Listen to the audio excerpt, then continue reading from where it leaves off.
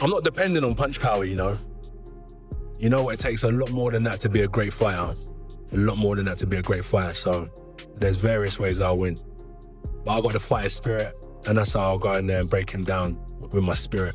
After this. But he can't though. That's what I'm saying. Like, he's not even equipped to fight this dude. He's not. It's going to have to be a bunch of stuff in there. Joshua will punish this man. Impossible for somebody like Anthony Joshua, who is so big and so strong, to even think he's going to take it easy. Because even if he tries to take it easy, he's so powerful, so strong that even those punches that are being easy are still going to hurt. Anthony Joshua issued a blunt warning to Jake Paul during the press conference, calling him delusional for believing he can win.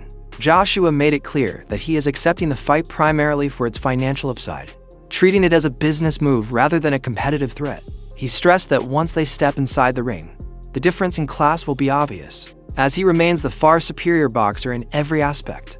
I deliver what I was supposed to deliver years ago. I deliver what they ran from. I deliver what he asked for $50 million for. I'm gonna give him a $50 million knockout. I honestly listen to what people say sometimes. They're avoided, this person's running. I honestly think some people are deluded. Really, I do think that they've got some sort of a long-term concussion, because no one's running. In terms of 50 million, I'm a businessman. If there was 50 million on the table. Algieri explained that this matchup offers Anthony Joshua a perfect chance to return to the ring after his period of inactivity. Following his recent loss, Joshua needs a fight that allows him to rebuild rhythm, confidence, and consistency. Algieri described this bout as a low-risk, high-reward opportunity, almost like a controlled sparring session, where Joshua can earn a major payday while easing back into competition. He emphasized that the fight benefits Joshua financially, mentally, and physically, making it a strategic step in his comeback. What are we talking here? Like, it's gonna be an exhibition? No, it's a fight. You're a heavyweight. You're calling out heavyweights. You're calling out a heavyweight. You're calling out Anthony Joshua, former world champion. You're calling him out on short notice. It's a fight. You're gonna wear 10-ounce gloves and you're gonna fight 10 rounds, and that's what it is. I don't understand any idea of anything else. Oh, it's gonna be 8-2s? Is it gonna be 15-ounce gloves? What the hell are we doing? This is boxing. You want to fight a real guy? You're fighting a real guy, which I am very respectful, and I respect the hell out of Jake Paul if he does step in the ring with Anthony Joshua, no matter what happens. Kid's got balls of steel, and I applaud you. Well, the reason I say we don't know yet, because Jake Paul has fought in his last fight with Gervonta Davis was going to be an exhibition. They had to do that because of the weight difference. This is still a weight difference here. I mean, the Anthony No, Joshua, there's not. No, it's not. It's heavyweight. It's the same weight class. Well, what do you consider Jake Paul? Cruiserweight or a heavyweight? Heavyweight. How much did he weigh his last fight? He's fought at cruiserweight. He's also fought at heavyweight. Against Tyson was at heavyweight. He was. What was his last fight? He's a cruiser. He's a heavyweight. What was he his was two? It was his last Mike fight was Tyson. at cruiser against Chavez. Whatever, you know what I mean? Like the reason Gervonta Davis fight. He fought Chavez after Tyson. I guess Tyson was that long ago. Wow.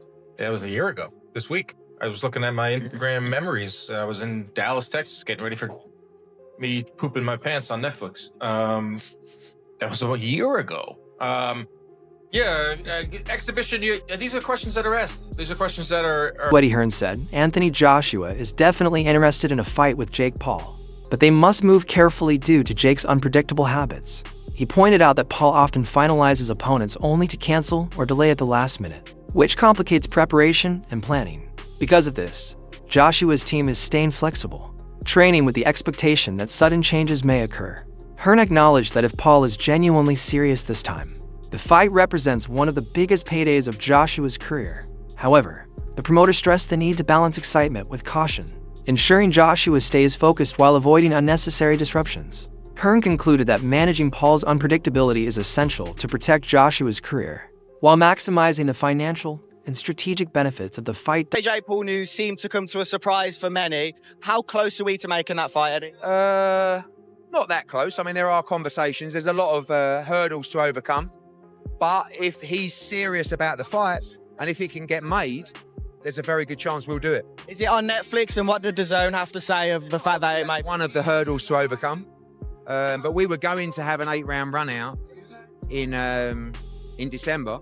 Just so happens it might be against Jake Paul. Have you spoke to Nikisa? I know you're not friends with him. What are the conversations you've had? That's who we're talking about, you know. And if they're serious, And if it's real, there's a good chance. But listen, we could wake up tomorrow and he's announced another opponent and he just used AJ's name for clout.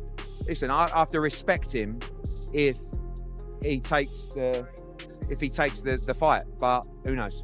What do you think Dana White will make of this fight? I mean, he did Mayweather against McGregor. He doesn't like Jake Paul. I really couldn't care less what he thinks about the fight. AJ's going to make close to or around a career high payday, and will. Paulie Malignaggi emphasized that Anthony Joshua will approach the fight with complete seriousness, even if it is labeled an exhibition. He noted that Joshua has never underestimated an opponent at any point in his career, and stepping into the ring means he brings full concentration, power, and technical discipline. Malignaggi pointed out that Joshua's timing, footwork, and ring IQ allow him to exploit openings and punish mistakes with authority. Ryan Garcia backed this view, adding that even if Joshua tones down his intensity, his natural size and precision still make his punches extremely dangerous. Together, the analyst argued that Jake Paul is facing a real physical threat, not a playful or harmless matchup. They stressed that Joshua's experience against elite heavyweights gives him control over the distance, tempo, and momentum of the fight. Paul will need both strategy and toughness because any lapse could have serious consequences. Their discussion reinforces that this bout demands real preparation and respect from both camps. Yeah, Fight for 84, big boxing movie that's hitting Netflix soon about the Olympic 84 team starring Jamie Foxx and Chris Algieri. I'm not starring in anything, but whatever. Yeah, no, I got a credit. I'm in it. I got some lines. So that's amazing. That is so cool. I mean, this couldn't get any cooler. You're now in the movie, which is absolutely absurd. Yeah, what a day. Hopefully, what a life. Hopefully, maybe there'll be more of this. Who knows? I think it's just the beginning. I think this podcast is numbered. Our days are numbered. No way. I'm never letting this go, Dan. This is I'm a ride or die. I hope you get so big and become such a big actor that you are like delaying production because you have to film our podcast in your trailer. Chris is in his trailer. Wait, he's got to finish his podcast with Dan. They're like, who's Dan? Johnny Drama style. Yeah, love it. Yeah, just when he was on the set, total diva, total diva in every way possible. Yes, like we said, this episode is brought to you by ppv.com. December 6th, we're going to see Pitbull Cruz versus Lamont Roach. And guess what? We're going to talk to Lamont Roach on this episode. I caught up with Lamont and to get his thoughts on the fight with Pitbull, to get his thoughts on Jake Paul and Anthony Joshua, which we're going to get to in a second, to get his thoughts on 140, potentially fighting at 135. That's coming up in just a little bit with Lamont Roach. Don't forget to order that fight with us at ppv.com and all the good stuff that comes along with that. That's December 6th. Lamont Roach is an awesome interview. Great guy. Awesome guy. Forget the interview. He's just a good dude. I told you to tell him what's up. You probably did. He said, what's up? He goes, where is he? I said, he's on a movie set. He goes, oh yeah, he's got those movie star looks. See, that's what I get. But yeah, no, he's a good dude. We see him. He trains down in Florida now. He's over at the Pro Box TV training facility. So we get to see him down there training. He's whipping on all the guys over there. But good people, good dude. Good. His dad's awesome. His brother Jordan's great. He's another one to look out for. I think he's a flyweight? I think he's a flyweight coming up, or a bantamweight. But yeah, great family, good boxing family, great boxing heritage. Yeah, and I can't wait for that mega card. Big card December 6th, and he's the headliner. So we're going to get to him in a second. Some big news broke. Shocking news. According to Ring Magazine, Anthony Joshua is going to step in for Gervonta Davis and fight Jake Paul. We don't know yet if it's an exhibition. We don't know yet the rules set.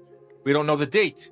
These are preliminary talks that are ongoing. Yes, I work for Allen pushed back against the idea that Anthony Joshua should avoid Jake Paul, simply because the matchup looks unconventional or entertainment-focused. He argued that Joshua is still in top physical shape, unlike many retired fighters who lack speed or power, and therefore remains extremely dangerous. Allen said fans often dismiss these fights as pure spectacle, forgetting that Joshua's athleticism, strength, and technical skill make him a dominating force against any opponent. He emphasized that this bout is not just showmanship. Joshua's preparation and experience allow him to impose himself at will. Allen warned that casual observers underestimate the risks Jake Paul faces, misjudging the gap between expectation and reality. He concluded that the fight demands focus, respect, and acknowledgement of Joshua's elite-level abilities, no matter how much hype surrounds it. Some of it was probably shouldn't be licensed, but Florida are very kind of easy commission Slack. to get. Yeah, it'll be called an exhibition. It will be an exhibition. It probably will be What's the called point an then? exhibition. What's the point? For me, as long as that fight you mentioned just now, Spencer, as long as that roadmap is there and it's signed, that he fights an interim guy as a warm-up afterwards and fights Tyson Fury next year, and Fury's on board, I'm great with it. Otherwise, I do think his legacy's damaged if his last fight is with Jake Paul. An exhibition is just a waste of time. They're for retired fighters. For retired fighters, it's a load of rubbish. Yeah, listen, the guy's still in his athletic prime. I personally don't see the reason why they can't just do the Tyson Fury fight. Why do we need interims? Well, we all want that. Yeah, but why do we need interims? Why do we need warm-ups? We're talking about two experienced guys who've been the best, as you just said, of the last 10, 20 years. Let's get the fight on. It's as ridiculous as Gervonta Davis going in with him, basically, isn't it, with Jake Paul, Quite frankly? so different mindsets. And what, again, listening to Eddie today and what he was saying, the damage that Anthony Joshua suffered mentally, not physically, because physically he's still all there, but mentally against Daniel Dubois, he needs to go through that process again. And they said, that's just the whole getting your hands wrapped up, doing it, whether it's Jake Paul, whether it's a top 100 fighter, you go, that's the way Anthony Joshua ticks. He needs that before going into the... All roads lead to Fury, right? We all know that. Whether Fury... Well,